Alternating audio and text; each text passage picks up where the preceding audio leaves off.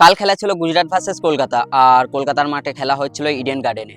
প্রথমে গুজরাট ব্যাটিং করতে নামে সুদর্শন 52 রান করে, সুমন গিল 90 রান করে এবং জস বাটলার 41 রান করে, আর শাহরুখ খান 11 রান করে।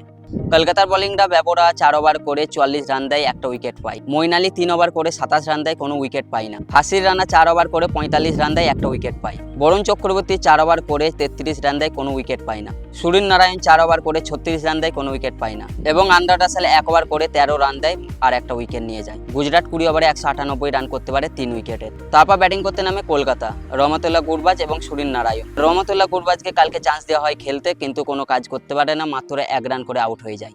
সুনীল নারায়ণ মাত্র 17 রান করে আউট হয়ে যায় এবং ক্যাপ্টেন আজিঙ্কে রাহানে 50 রান করে আউট হয়ে যায়। ভেঙ্কটেশ আইয়ার মাত্র 14 রান করে আউট হয়ে যায়। কলকাতার সব থেকে ভরসামান প্লেয়ার যেটা হলো সে হলো ভেঙ্কটেশ আইয়ার, সেই খেলতে পারছে না, প্রত্যেকটা ম্যাচে ফ্লপ যাচ্ছে।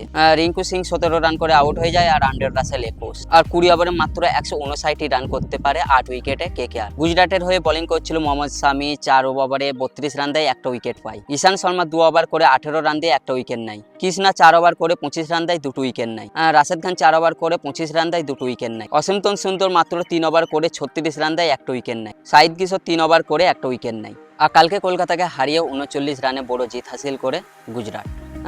8টা ম্যাচ খেলে গুজরাট পয়েন্ট টেবিলে সব থেকে উপরে আসে 1 নম্বরে 12 পয়েন্ট নিয়ে, এবং কলকাতা হেরে পয়েন্ট টেবিলে 7 নম্বরেই আছে।